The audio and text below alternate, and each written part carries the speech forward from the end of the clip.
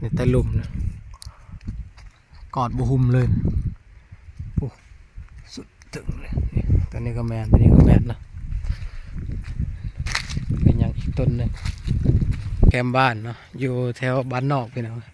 นี่ในเส้นทางนี้ก็คือเอาสิไปนะไปจอบเบิ้งไม้เนาะตัวแรกก็เท่าฮะแกะดอแดไม่ดอได้ดอหนึ่งกระทุงนะดอแดสิมาเบิ้งก็จะเอานั่นเนาะแม่งยังเขาเอิญบุหัวภาษาไทยเอิญอย่างนั้นเขาเอิญว่าดักแดกอันนี้จะเป็นสวนหญ้าแบบเขาปลูกแบบพื้นบ้านพี่น้องเห็นไหมมันแก่เลยมั้ง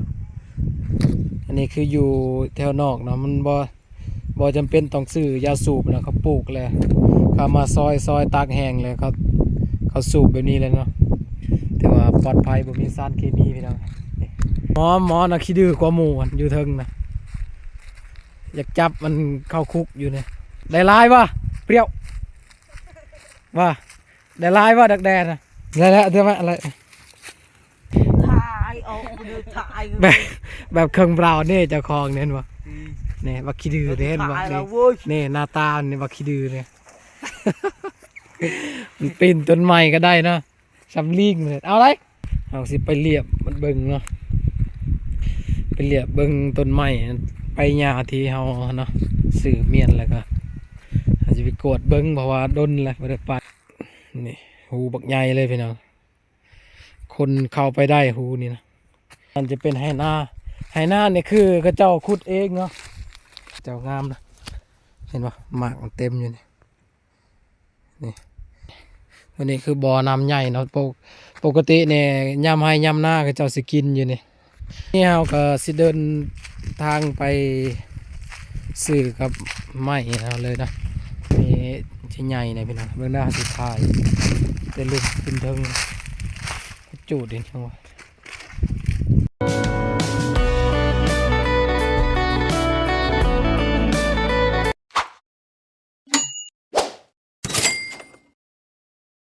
กราบสบายดีพ่อแม่พี่น้อง FC ทุกคนนะซึ่งวันนี้มาพบกับซ่องเยี่ยมทองสแนลเช่นเคยพี่น้องวันนี้ก็บรรยากาศอยู่แคมป์บ้านเนาะซึ่งเมื่อนี้เอาสิพา FC ไปจอบเบื้องไม้คือเก่าเนาะเพราะว่าหลายเดือนเราบ่ได้ไปพี่น้อง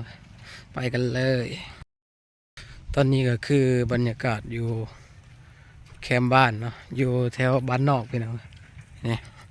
ในเส้นทางนี้ก็คือเอาสิไปนะไปจอบเบื้องไม้เนาะไม้ที่เราซื้อเมียนแต่โดนเพราะว่าเราก็บ่ได้ไปหลายเดือนแล้วเนาะเราบ่ได้ไปจอบเบิ่งตอนนี้ได้โอกาสมานะได้พักเวียกเราก็เลยสิไปเบิ่งพี่น้องเพราะมันยังเรือหรือว่าเขาลักวะเพราะที่จริงเราก็ย่านเขาลักนั่นแหละเนาะนี่ตอนนี้คือบรรยากาศนะแคมป์บ้านเนาะมันจะเป็นหัวสวนกระเจ้านะหัวสวนกระเจ้าไปแล้วนะทางนี้จะแมนมาเลยเนาะทางนั้นจะเป็นทุ่งนางามๆเลยพี่น้องนี่บรรยากาศย่ำแรงบรรยากาศมื้อนี้ก็สีครึมๆเลยพี่น้องนี่เอาสีย่างมาคนเดียวนะบ่มีหมู่ไปนำมื้อนี้มอหัวย่องนั่นก็มันไปแย่ไข่มดแดงเนาะบ่เห็นมันมาเราก็เลยไปคนเดียวนี่พี่น้องตัวนี้ก็จะเป็นสวนนะเขาเจ้าปลูกต้นกล้วยนะนี่เห็นไหมนี่จะเป็นต้นกล้วยเขาเจ้านะสิ่งนี้ก็จูดลินพี่น้องปลาไม้ก็จูดมัด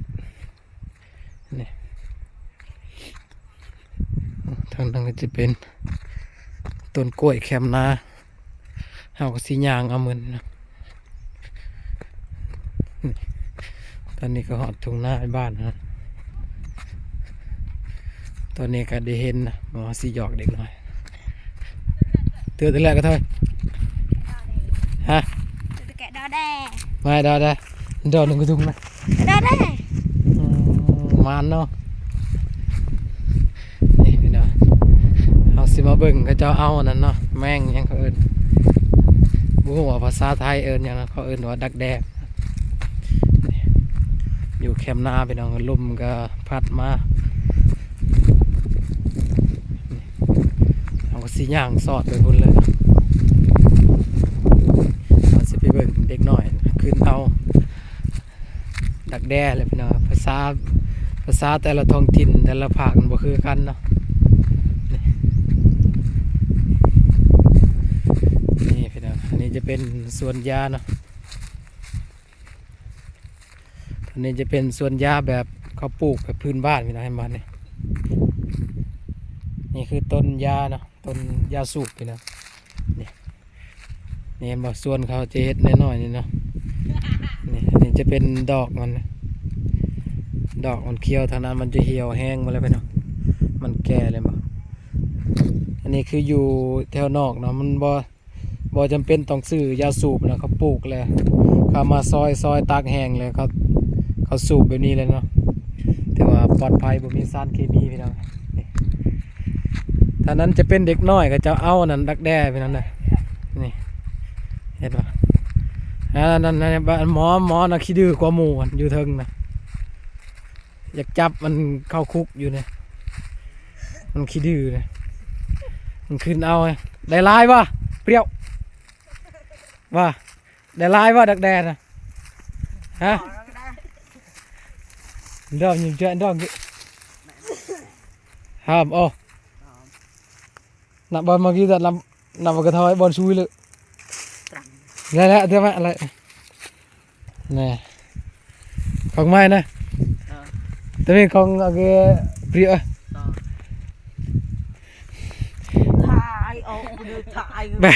แบบเครื่องเปล่าเนี่ยเจ้าของเนี่ยเห็นปะเนี่ยวักขี้ดื้อเนี่ยเห็นปะเนี่ยหน้าตาเนี่ยวักขี้ดื้อเนี่ยมันปีนต้นไม้ก็ได้นะซ้ำลิงเลยเอาไรบ่อยากได้บ่เนี่ยเอามือกินได้เนี่ยพี่น้องนี่เห็นปะใครเคยเห็นมัน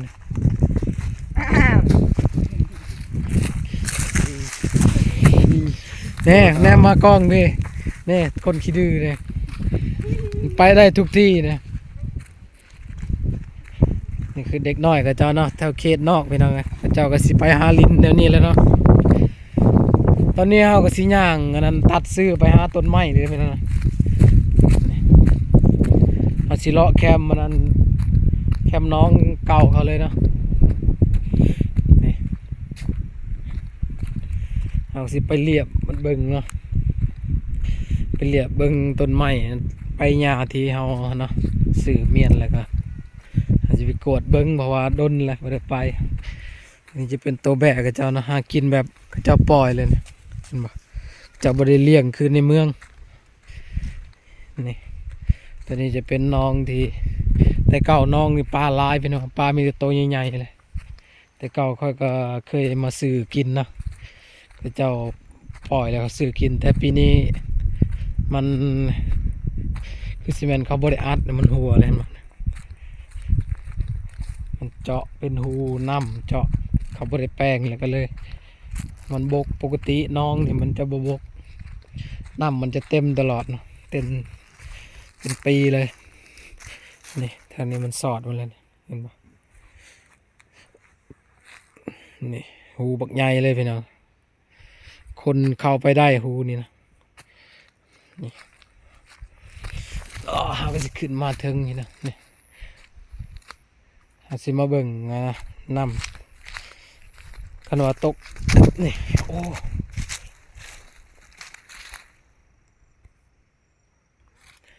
เห็นบ่ท่านั้นจะเป็นไหหน้าเนี่ยคือกระเจ้าขุดเองเนาะถ้าเอารถพอดหรือว่ารถอันนั้นรถดุดนะมาเฮ็ดไหหน้าเนี่ยคือสีงามแต่นี่เขาเจ้าอันนั้นเอาจกสวรรค์เลยพี่น้องเฮ็ดเป็นคันแล้วก็เจ้าขุดเนาะมันก็เลยได้น้อยสำนี้ปกติเขาหน้าก็เจ้ามันจะเป็นแต่นี่เพราะว่ามันพุ่นมันลายตัวนี้เจ้าขุดอยู่นี่มันขุดเป็นบ่อน้ำมันบอกอาสิมาเบิ่งบ่อน้ำใหญ่นะ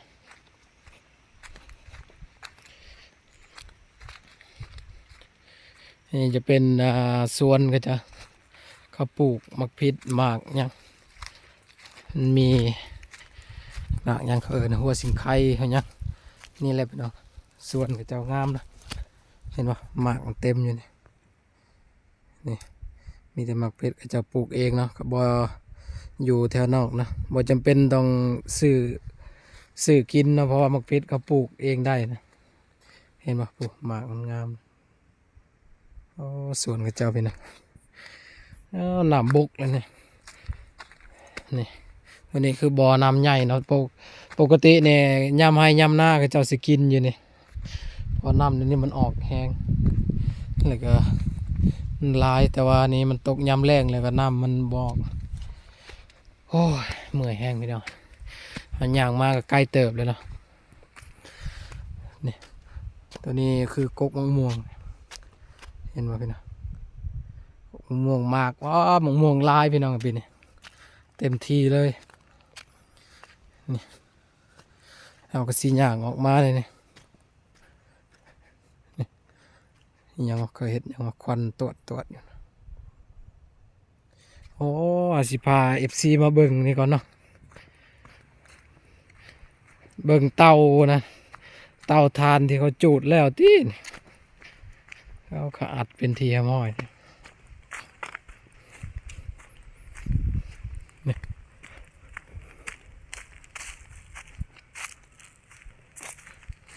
เขาอัดเลยพี่น้องเขาจูดเรียบร้อยแล้วเห็นไหมนี่คืออยู่พุ่นตอนหน้าเขาก็จะเป็นทงนาเนาะแต่ทำบกล้าเข้าไปนะคนบุอยู่เขายันเขาว่าเข้าไปลักเขาเนี่ยของเขาทำบุไปเขาสิมาเลาะเบิ่งไม้เอานะอ๋อตัวนี้จะเป็นไม้ตัวนี้ก็จะเป็นไม้เขานั้นเขาปาดนะเป็นปีกไม้เป็นไม้ยางคือกันมันก็ไม้นี่จะคล้ายๆกับคือกันกับไม้ที่ตัวเขาซื้อกันเนาะเห็นไหมนี่ตอนนี้เราก็สิเดินทางไปซื้อกับไม้เราเลยนะนี่พี่น้องตอนนี้ใกล้สิฮอดแล้วเห็นบ่พี่น้องทางหน้าคือสิแม่ก็จะเป็นต้นไม้เนาะต้นไม้เราสิมาเลาะเลียบเบิ่งเห็นได้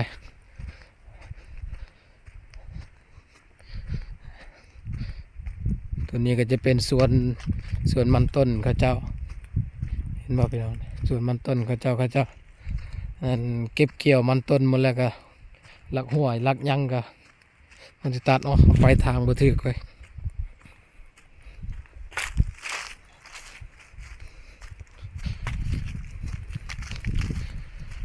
นี่เห็นบ่พี่น้องไม้โอ้ไม้มีแต่ตัวใหญ่ๆพี่น้องพวกเจ้าตัดทิ่มหมดเลยไม้ยังว่าเขาเอิ้นไม้นี่แก้นมันบ่ได้นั่นเนาะมันบ่แข็งไม้เจ้าตัดเป็นท่อนแล้วเขาตัดอันเอาไปจูดเฮ็ดถ่านพี่น้องนี่เห็นไหมอยู่ตามป่าเฮาสิย่างกับพุ่นสิถ่ายเบิ่งไม้เบิดพี่น้องไม้ยังก็มีอยู่แต่เขตนอกแต่ว่าโดยเฉพาะอยู่เขตใกล้ๆเนาะแถวทุ่งนาทุ่งไร่ทุ่งนาเนี่ยมันบ่อยากมันบ่สู้มีนะนี่พี่น้องเห็นบ่ไม้ก็เจ้าตัดนี่ตัวนี้จะเป็นไม้ในนาเขาเนาะนี่มันมีแต่ไม้ยางพี่น้องโอ้แม่นหมดเลยนะตอนนี้เราสิมาเลาะเบิ่งไม้เฮาโอ้ลงไปเลยโอ้ไม้ก็เจ้าลายเลยพี่น้องไม้ที่เฮาซื้อก็นี่แหละพี่น้องไปวัดจุดมันสิบัดมันสิหลอดหรือว่าไม้กูวัดจุดเลยนะนี่พี่น้องเอ้ยยังคือเก่าแต่ทางนั้นเขาจุดนี่อันนี้ก็แม่นนะจะเป็นไม้เอานี่ทางไหนทางป่าพี่น้องนี่ชิ้นใหญ่นะพี่น้องเบื้องหน้าสุดท้ายจะลุ่มขึ้นเทิงจูดเด่นช่างวะนี่ เบิ่งเขาสิถากปีนขึ้นถึงเห็นบ่พี่น้องต้นมันโอ้นี่แต่ลุ่มนะกอดบ่หุ่มเลยโอ้สุดถึงเลยนี่ตอนนี้ก็แมนตอนนี้ก็แมนนะเป็นยังอีกต้นหนึงแมนคือกัน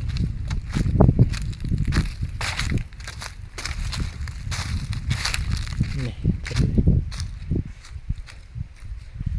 นี่พี่น้องยังครบคือเก่าต้นไม้เอาหมดเลยตอนนี้ก็สิย่างไปเบิ่งไม้อยู่ทงนาเนาะ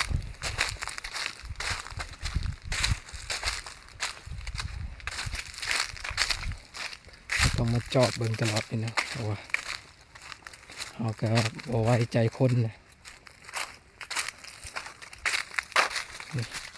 เอาสิย่างเลาะตามป่านี่เลยเห็นไหมมันก็เส้นทางมันก็จะหกนะแต่ว่าข้อดีมันก็คืออยู่แถวเขตบ้านเราเองนะ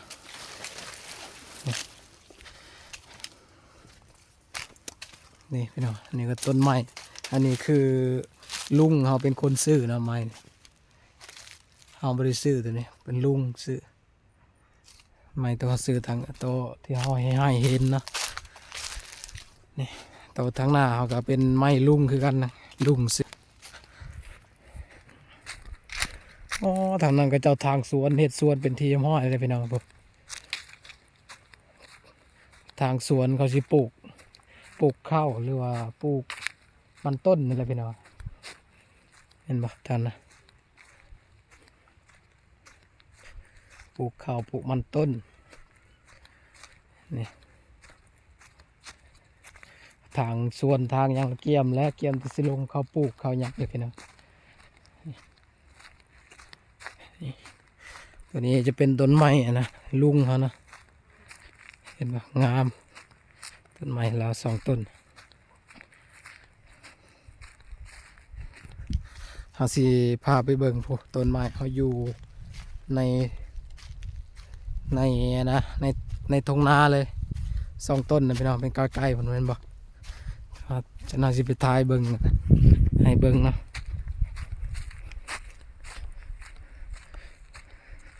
เขาแบบว่าเขาบ่เคยมีนั่นต้นไม้ใบหญ้าแบบ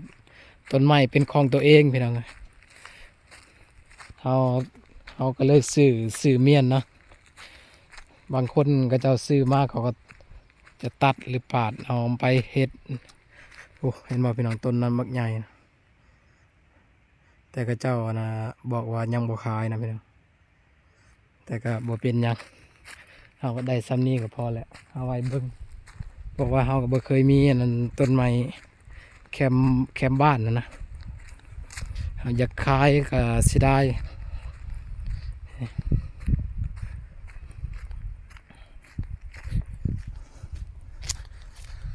นี่เส้นทางนะรถไทยเส้นทางรถอันนั้นรถไทยเขาไปนะไปสวนกันอ๋อเขาจูดมาเลยพี่น้องพวกจูดปลา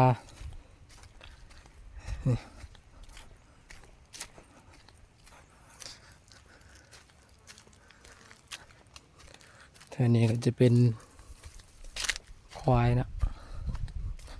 ควายบัฟฟาโลที่เขาปล่อยทิมเลยเอ้าบ่เป็นเสียงควายทีงัวนี่มาอ๋อตัวใหญ่เลยนะครับงามเลยนี่แนมหน้าสบายดีเห็นปะโอ้ถ้านำมันจะเบิดมาพี่นะน่าสิยาวอ้าวไปซ้ำ